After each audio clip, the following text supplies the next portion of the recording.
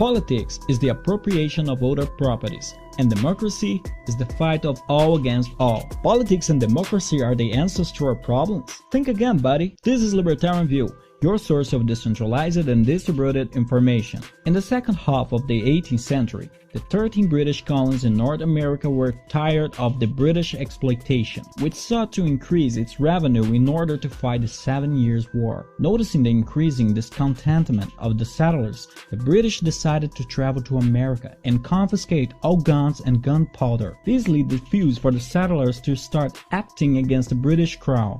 A revolution then started, with the colonies declaring war against the world's most powerful country at the time for their freedom. The settlers won the war and achieved their independence on July 4, 1776, fulfilling the dream of secession. Not much time later, the United States of America were founded and the Founding Fathers drafted a constitution, which had the main objective of establishing a limit to the state's power, granting people their natural rights, the freedom of speech, worship, association, and gun possession. They wished to make sure that the American people would not be enslaved again, like they once were by the British. With those changes, the US lived under a kind of laissez-faire model for over a century. From 1789 to 1913, the federal government maintained itself by taxing only importation. In 1791, the first tax emerged over distilled beverages. The sum of these tariffs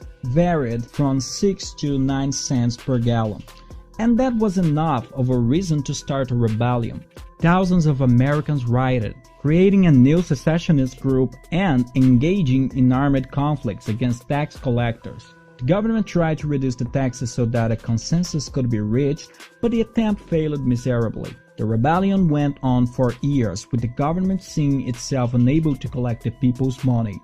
To contain this insurrection, the government had to put together a militia of 13,000 men, a number comparable to the armies used in the independence battles. They had to resort to mandatory military enlistment, which caused even more rebellions, new armed conflicts, and deaths. About 150 people were arrested on this occasion. After finally rallying the troops, George Washington, the president at the time, left Philadelphia to meet the militia. That was the first and only time a sworn American president led troops into the battlefield. Knowing about the approach of the troops, the insurrection leaders, who were against taxes, fled to the mountains along with about 2,000 men going beyond the militia's reach. The ones who stayed showed no resistance. 6 months were necessary for the trial of the accused. Most of them were absolved due to mistaken identity, unreliable testimony, and lack of witnesses. Only 24 were indicted. 10 attended the trial and only 2 of them were convicted. Wiggle, who had beaten up a tax collector and burned his house down, and Mitchell, who was convinced to steal the USA's mail when leaving Petersburg, hoping to find out who in that city opposed the rebels, and to find mail that gave them away. Both of them were charged with treason and sentenced to death by hanging, but President Washington later pardoned them. While the violent opposition to the tax ended, a political opposition originated. Since the revenue raised by the taxes was small and its unpopularity was high, Congress revoked the tax on distilled beverages after the election of the new president, Thomas Jefferson. In the first century of their foundation, the USA's high level of freedom allowed them to become one of the world's powerhouses. The country was considered to be the land of opportunity. Americans thought that they could be what they wanted only by using their effort, dedication, and hard work. They believed in this because that was the truth. However, in 1913, things started to go astray. In that year, the Federal Reserve, aka Fed, the American Central Bank, was founded, and with it, the income tax. The Fed gave the government power to manipulate inflation and interest rates, which followers of the Austrian School of Economics pointed as the cause of the Great Depression in 1929. And, as an excuse to end this crisis, many other economic interventions were implemented. We know that when the state creates laws to solve a problem, even if the intentions are the best ones possible, the results obtained are far worse than expected. The Economy Nobel Prize winner Milton Friedman stated that all government interventions only bring failures, and that if the state hadn't intervened, the crisis would have been solved much more efficiently. As a matter of fact, it might not even have existed at all. The effects of the Great Depression of 1929 persisted until the abolition of the gold standard and the increase of global demand caused by the Second World War in 1944. From then on, the intervention of the state in the economy became generalized. The country, idealized by the brilliant minds of the founding fathers and driven by an idea of a minimal state, became a nation with a huge stature structure. This outcome was inevitable. A state will always have all the incentives to increase more and more in power and influence. It doesn't matter how many checks and balances are created. All limitations to the state and guarantee of rights to the citizen writing in the American Constitution were relativized. Nowadays, it isn't much more than a bunch of doodles that can be interpreted in any way the bureaucrats see it fit. Every penny created by economic freedom was kidnapped and used to feed the Leviathan. People don't currently believe that the USA is the land of opportunity anymore.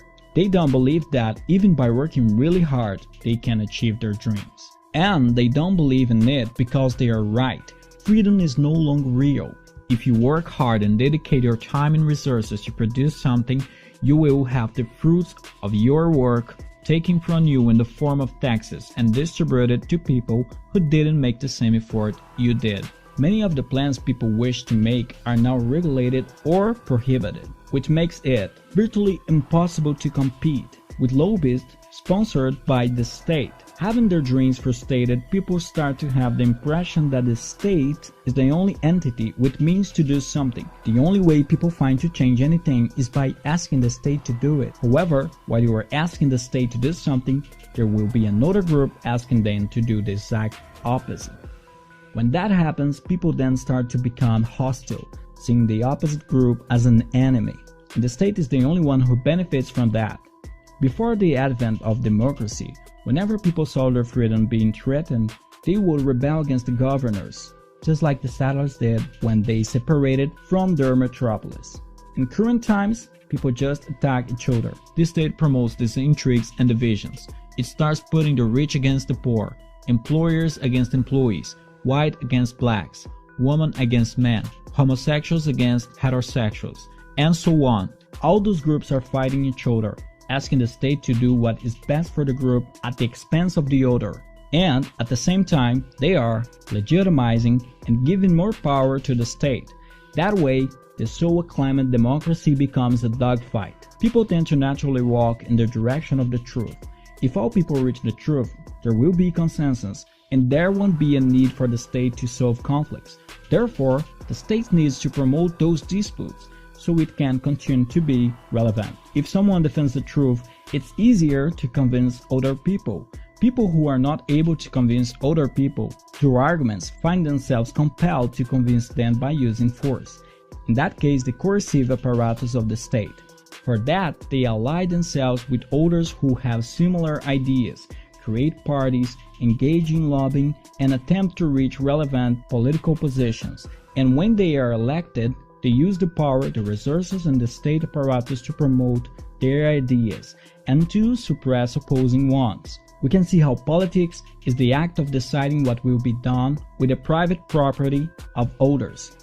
All these collectivists are asking the state to use the monopoly of the force to make other people use their properties in a way they could benefit from. All of them do this without realizing that it is obviously immoral. When one of the sides wins, the perception of the loser is that the Leviathan is going to destroy their lives, frustrate all of their plans, and give a good life to their enemy. And in the next election, if the other side wins, it will undo everything that was done, destroy their lives, frustrate all of the plans of those losers, to give a good life to the winners. This creates a vicious cycle and justifies the eternal fight of one side against the other. Each one could, instead of fighting against each other, follow their own path and mind their own business. Each one could decide what is going to be done with their property and simply leave others to do what they want to do with their own properties too. Everyone should follow the Libertarian ethics, that is, the law of private property. No one should ask the state mafia to force others to do anything. Stop asking the state for more interference. Stop legitimizing the state. the law of private property is the only coherent way to avoid the use of the law of the strongest to solve conflicts over scarce resources.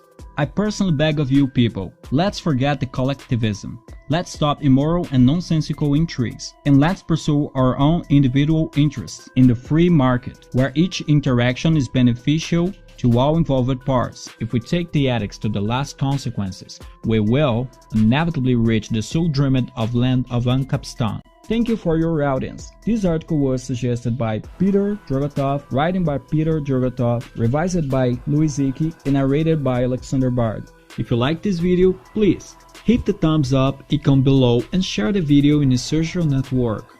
If you want to be notified of older videos, hit subscribe and then the bell icon. See you soon!